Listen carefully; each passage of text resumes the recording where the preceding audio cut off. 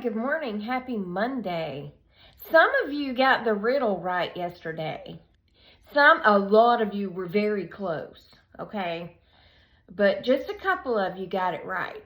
So to repeat the riddle just really quickly, while at the mother's funeral, a woman meets a guy she doesn't know. It's her dream guy, which I don't know. I guess it can happen. I don't know.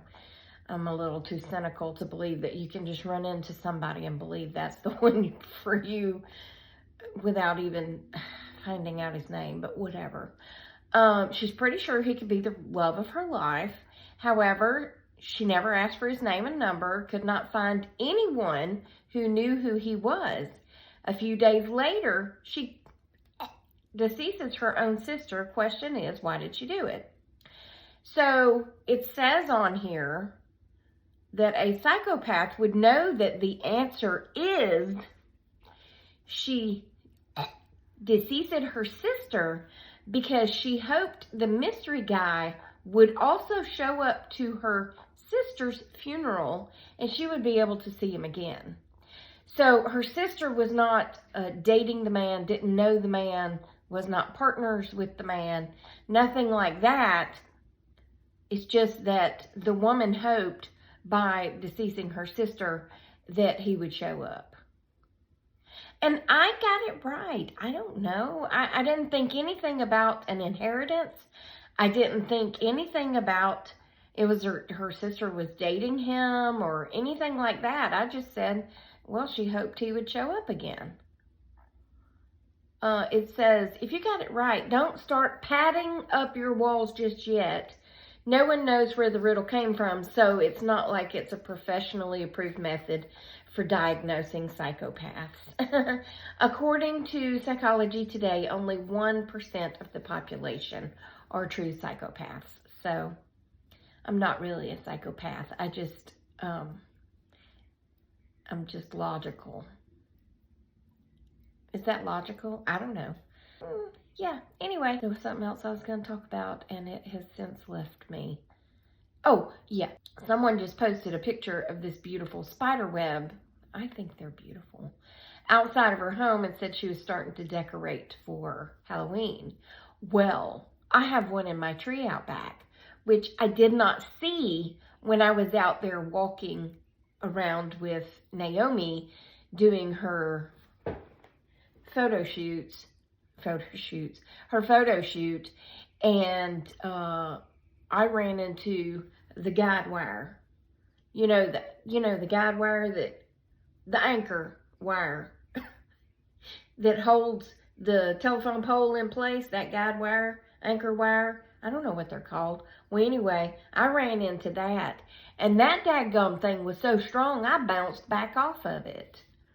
But it's this giant spider web in the tree.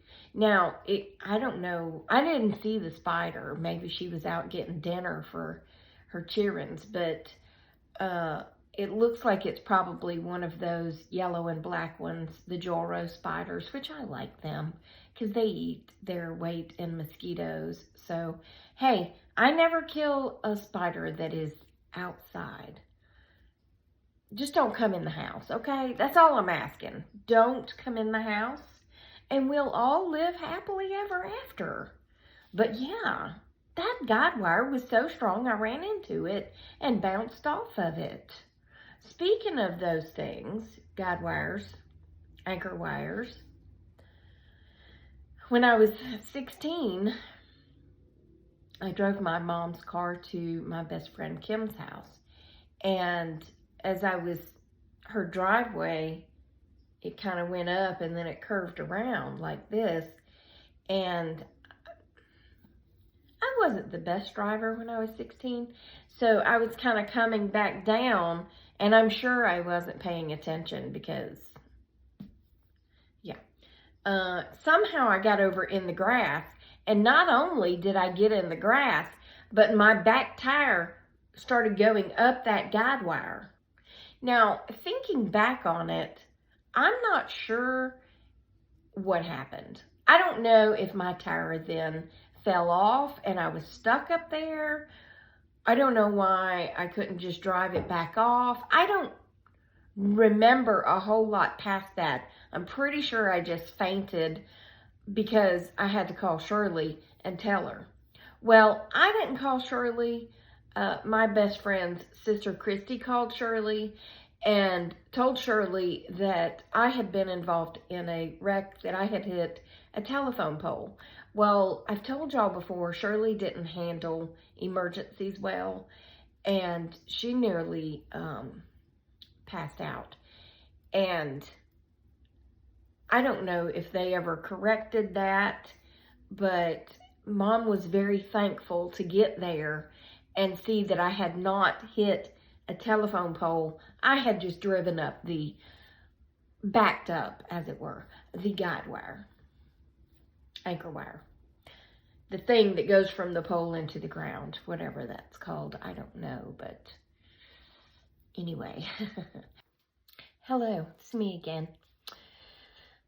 You know, the whole time I was working, well, not the whole time, but the last 10 years of my life that I was working, I had in my mind that when I retired, I mean working full-time because I am working part-time, that I was going to retire and I was going to move to like Tybee Island or Savannah.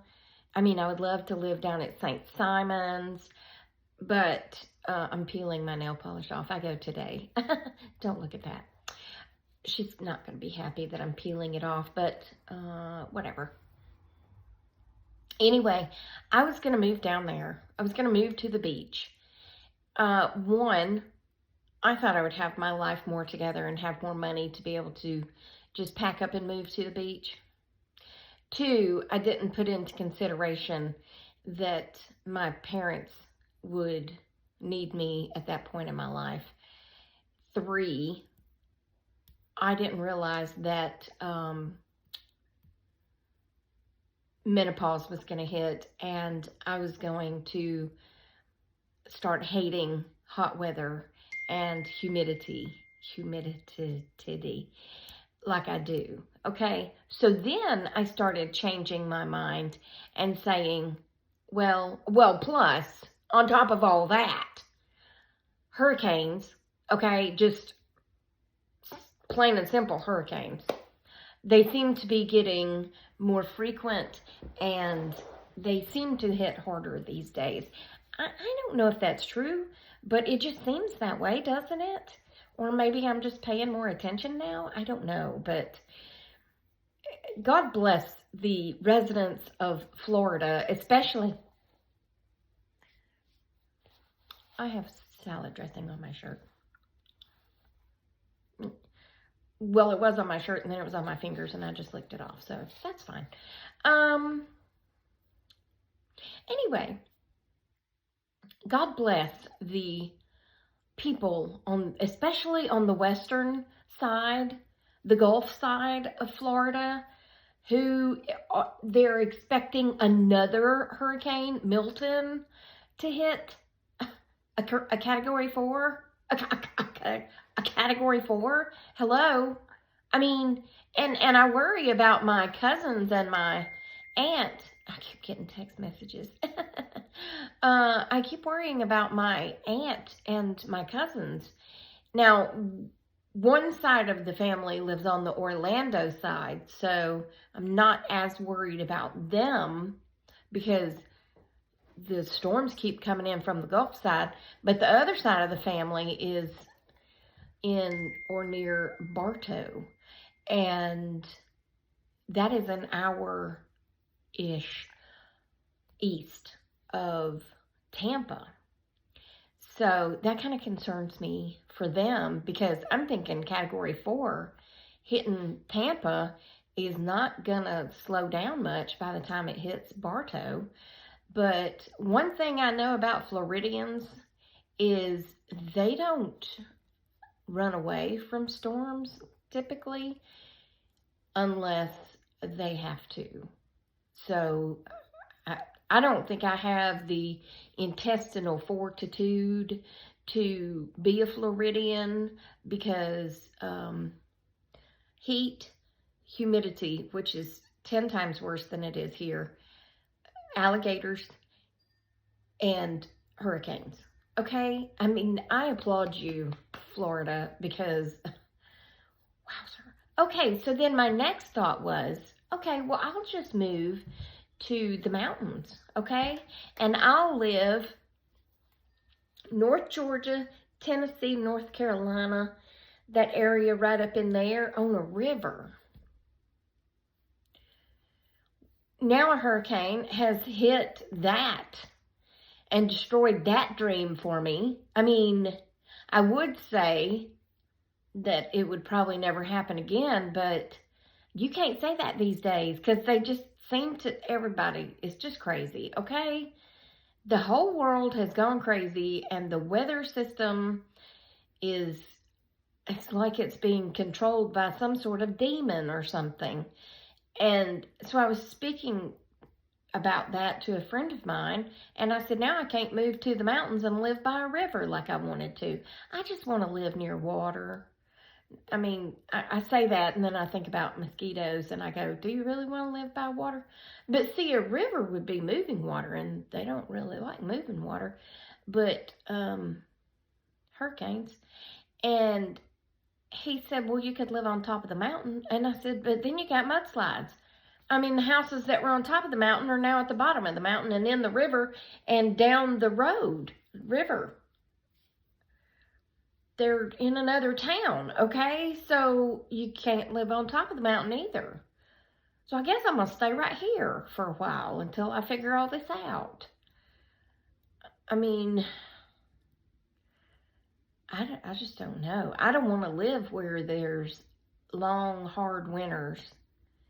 And I don't want to live, say, Texas or Florida where summer's even longer.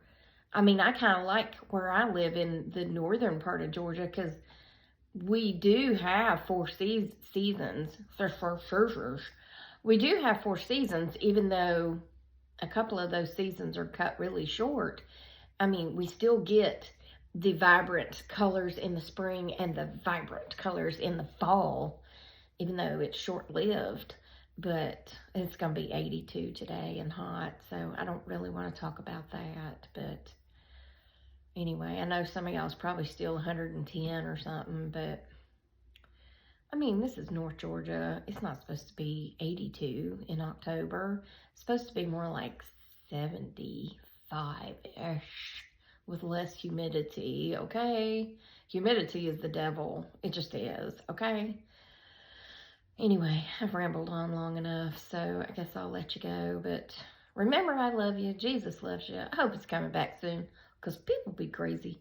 And I will talk to you on the next Tracy Tries. Toodles, my noodles. Stay silly, my friends, and smile. Piss people off, make people happy, or just make them wonder what you've been up to.